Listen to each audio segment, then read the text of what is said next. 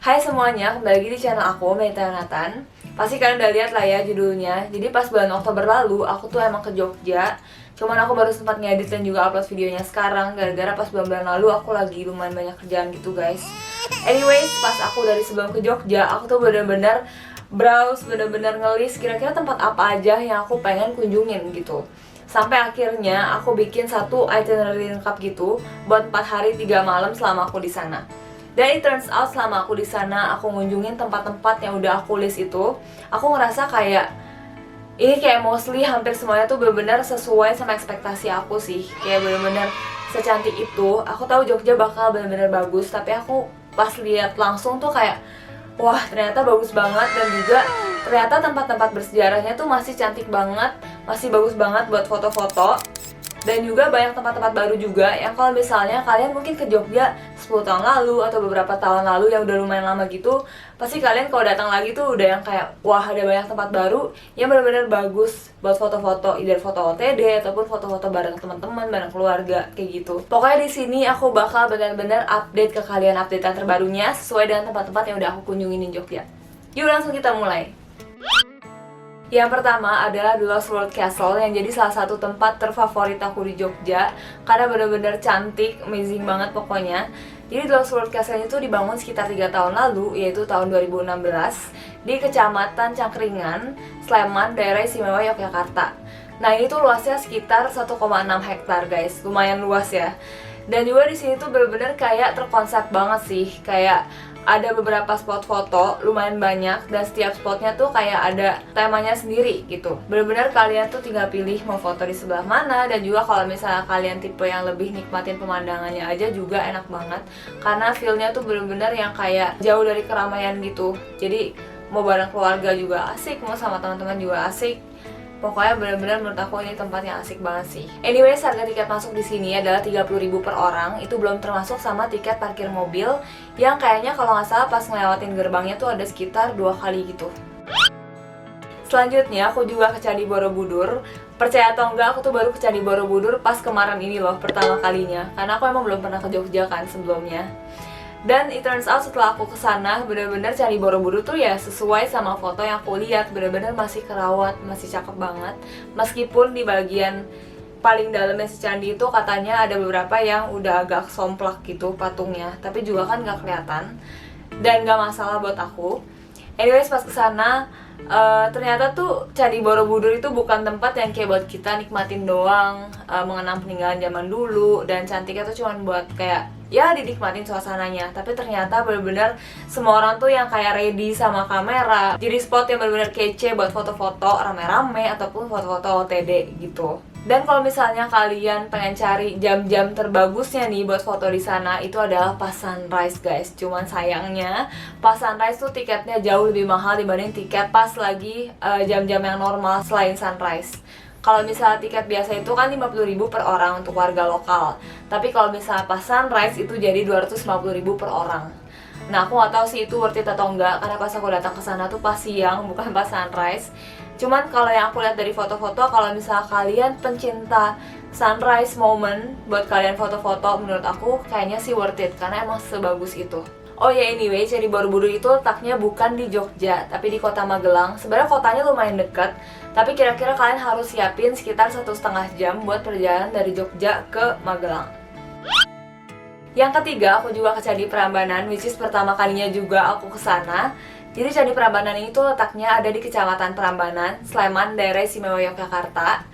Dan Candi Prambanan ini pas aku kesana, itu tuh sebenarnya masih bagus sih buat foto. Cuman ada beberapa partnya yang sayang sekali rusak dan aku nggak tahu mungkin mereka bakal benerin atau gimana.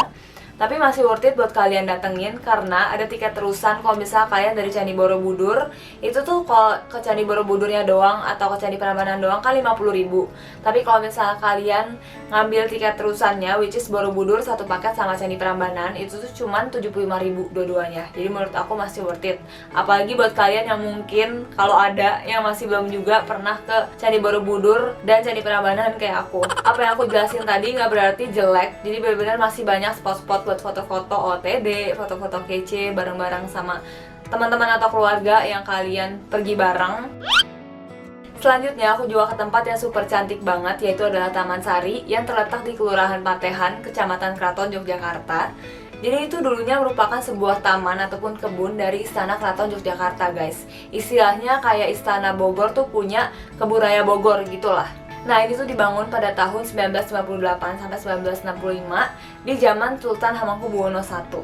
Dan sekarang Taman Sari itu benar-benar jadi sebagai tempat wisata gitu, dimana orang-orang dari berbagai kota ataupun berbagai negeri itu tuh datang ke sana buat ngunjungin dan juga buat foto-foto.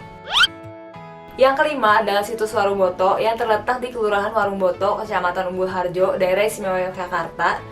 Jadi pas kemarin ini tuh aku tuh udah sempat ngeplan ke sana, tapi pas aku mau ke sana dan aku lihat ternyata di Google tuh dikasih tahu kalau situs Warung Boto itu udah tutup di jam 3 sore kalau nggak salah. Jadi aku nggak sempat ke sana. Cuman kalau aku lihat dari Google itu tuh foto-fotonya kayaknya tuh dia tuh mirip sama Taman Sari, guys, which is kayak bangunan-bangunan gitu. Cuman bedanya kayaknya situs Warung Boto tuh bangunannya tuh kayak lebih luas dan lebih banyak dan lebih tinggi-tinggi sedikit mungkin. Jadi menurut aku ini worth it juga buat kalian datengin selain kalian ke Taman Sari juga, karena supaya kalian bisa bandingin juga dan kayaknya suasananya agak beda sedikit gitu. Pokoknya di sini tuh kece banget juga buat foto-foto, apalagi buat kalian yang suka ngupload ke Instagram sama kayak aku. Yang keenam adalah salah satu tempat terfavorit aku juga selama di Jogja dan bisa dibilang terepik. Jadi ini tuh bener-bener bagus banget. Ini tuh kayak gundukan-gundukan pasir gitu yang bikin kita tuh ngerasa kayak lagi ada di gurun pasir di negara mana gitu. Bener-bener secantik itu, guys. Semuanya tuh hamparan pasir yang melintang. Apa sih? Jadi si pasir-pasir ini tuh ada kisahnya, guys, gimana dia bisa terbentuknya. Nah, dia itu sebenarnya terbuat dari material gunung Merapi yang terbawa ombak dan mengendap di pantai. Habis itu dia mengering dan juga terbang ke bawah angin ke daratan gitu, guys. Jadilah gumuk pasir yang benar-benar cantik banget ini. Pokoknya di sini tuh benar-benar bagus banget buat foto OTD. Kayak aku tuh waktu kemarin tuh pakai dress Sabrina pink gitu juga kayak nggak lebay karena juga kayak nggak banyak orang di sana. Terus kalau misalnya kalian mau foto kayak pakai OTD apapun deh pokoknya bisa. Cuman ada cumannya nih, kalau misalnya kalian di sana dan kalian kepikir buat bawa topi, jagalah topi kalian baik-baik karena bakal terbang, guys. Jadi kayak selama di sana juga topi cuman kayak buat aku pegang doang, kayak buat foto atau buat kayak aku pegangin foto ala-ala. Karena benar-benar anginnya sekencang itu. Bahkan bukan cuman kayak topi dan barang-barang kita yang bisa hempas terbang begitu aja jauhnya, tapi juga kita aja tuh kayak berasa kedorong sama anginnya. Aku nggak tahu pas aku datang Oktober kemarin itu pas emang anginnya gede banget atau gimana, tapi pas aku tanya ke orang-orang di sana kayaknya emang anginnya tuh segitunya gitu. Jadi siapkanlah tolak angin. Tapi intinya gitu sih, si gumuk pasir ini tuh bener-bener unik, bener-bener cantik, sebagus itulah, se-worth it itu buat kalian kesana. Yang ketujuh adalah Jalan Malioboro, yang mungkin kalian atau orang-orang tuh biasa taunya ini tuh tempat buat belanja. Karena bener-bener barang-barangnya tuh di sepanjang jalan, sepanjang itu semuanya orang jualan batik, jualan tas-tas anyaman, pokoknya bener-bener yang Jogja banget. Dan juga kayak oleh-oleh kayak kaos, gantungan kunci gitu, semua kalian bisa temuin di sana. Tapi sebenarnya di sini juga adalah tempat yang bagus banget buat foto-foto, guys. Sayangnya emang pas aku kemarin ke sana aku sama keluarga dan kayak ada kebutuhan buat beli oleh-oleh dan lain-lain, jadinya aku nggak sempat foto di sana. Tapi aku bisa kasih lihat referensinya. Banyak banget spot-spot yang benar-benar bagus buat kalian bisa foto di sepanjang Jalan Malioboro. Nah, jadi itu dia tempat-tempat yang aku kunjungi selama di Jogja yang di daratan. Karena selanjutnya aku bakal kasih tahu kalian 3 pantai yang aku datengin, yaitu di pantai selatannya Jogja di daerah Gunung Kidul. Yang pertama adalah Pantai Pok Tunggal, yang bisa dibilang pantai yang paling terkenal di daerah pantai selatan Gunung Kidul Jogja. Karena itu kayak pada bilang tuh kayak the hidden paradise gitu loh. Karena pantainya itu ada di antara tebing-tebing tinggi yang super cantik. Istilahnya kalau misalnya kalian pernah ke Bali, itu tuh kayak pantai melastinya Bali gitu, guys. Dan kalian tuh kayak bisa browse juga di foto-foto di Google. Itu tuh kayak emang secantik itu. Dan pas aku kesana, sebenarnya bener sih, kayak bener-bener tebing-tebing, pantainya juga rapi. Cuman ada cumannya nih, karena aku datang pas ke sana di awal Oktober, aku nggak tahu sebenarnya pas kapan-kapan aja. Itu tuh pas pantai-pantai di Jogja tuh lagi surut. Soalnya si Pantai Pok Tunggal ini kan kayak pantai di selatan itu kan pantai yang laut dalam gitu kan. Jadi kalau misalnya dia sekali surut tuh surut banget. Jadi tuh di tengah-tengahnya tuh kayak ada rumput-rumput laut atau lumut-lumut, pokoknya hijau-hijau gitu. Nah, ini pasir, rumput laut, abis itu di sononya tuh baru lautnya tuh kayak lumayan jauh gitu. Jadi kayak agak sayang sih pas kesana, nggak bisa bener-bener yang kayak ceburin kaki di tepi pantai yang ada nyentuh air lautnya gitu. Jadi agak kayak terkesan jorok, meskipun sebenarnya bukan karena itu jorok gitu. Tapi sebenarnya tetap cantik, tetap bagus banget buat kalian bisa foto-foto. Cuman nih ada cumannya lagi, perjalanan buat ke Pok Tunggal itu entah kenapa jalannya tuh lumayan rusak dan panjang, dan jalan-jalan yang lumayan terjal gitu. Jadi pastiin kalian either emang disupirin sama supir yang udah pengalaman ke daerah kayak gitu, atau kalian tuh emang udah biasa ke daerah yang lumayan terjal kayak gitu. Selanjutnya adalah Pantai Baron yang menurut aku unik banget. Kenapa? Karena sebenarnya Pantai Baron itu menurut aku lumayan oke sih buat foto, tapi spesialnya bukan itu. Dimana tuh di Pantai Baron itu tuh banyak banget penjual yang menjual hasil tangkapan laut mereka. Pokoknya berbagai ikan, cumi, udang, kerang, dan lain-lain. Kepiting laut juga ada. Itu tuh kalian tinggal pilih, terus kalian tinggal bilang mau berapa kilo atau berapa on, terus tinggal beli. Dan harganya murah banget guys. Untuk ukuran Jogja aja itu cukup murah dibanding kalau misalnya kalian makan di restoran seafood gitu.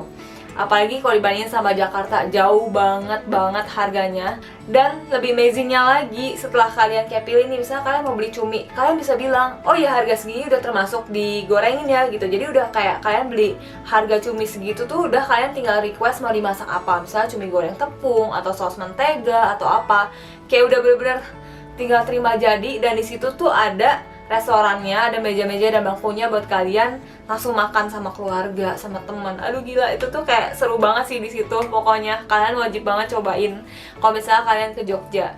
Masakannya sendiri menurut aku lumayan enak, meskipun bukan yang wah banget gitulah. Cuman dapat banget sensasinya dan feel-nya karena juga murah dan di pinggir pantai. Yang terakhir adalah Pantai Ngandong yang menurut aku kurang ke-expose. Tapi sebenarnya menurut aku malah si Pantai Ngandong ini tuh bener-bener bagus buat foto gitu guys. Kayak pantainya tuh kayak bersih, nyaman, sederhana tapi bagus buat foto gitu. Kayak aku tuh kemarin ini tuh pakai dress yang flowy, yang floral gitu, dan cantik banget foto di sana. Nah guys, jadi itu dia tempat-tempat wisata di Jogja yang menurut aku worth it banget buat kalian kunjungin kalau misalkan kalian pengen ke Jogja, atau kalau misalkan kalian pengen liburan bareng keluarga atau bareng teman tapi kalian galau nih kira-kira mau kemana. Karena menurut aku kalau misalkan kalian pengen traveling, pengen jalan-jalan melepas penat, itu tuh nggak mesti ke luar negeri. Kayak di dalam Indonesia aja tuh masih banyak tempat-tempat yang masih bagus-bagus. Kayak contohnya Jogja yang tadi aku udah kasih tahu tempat-tempatnya. Jadi kayak gitu. Anyway, kalau misalnya kalian suka sama video ini, kalian boleh like. Dan kalau misalnya kalian pengen tanya-tanya, kalian boleh komen di bawah. Dan boleh juga subscribe channel ini kalau misalnya kalian suka sama video-video aku. Thank you guys, see you next time, bye!